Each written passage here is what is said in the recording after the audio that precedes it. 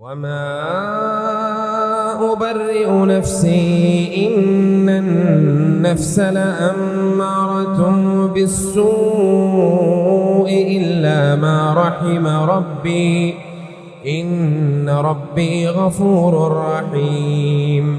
وقال الملك ائتوني به أستخلصه لنفسي فلما كلمه قال إنك اليوم لدينا مكين أمين. قال اجعلني على خزائن الأرض إني حفيظ عليم.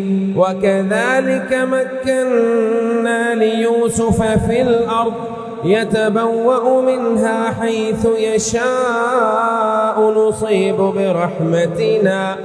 نصيب برحمتنا من نشاء ولا نضيع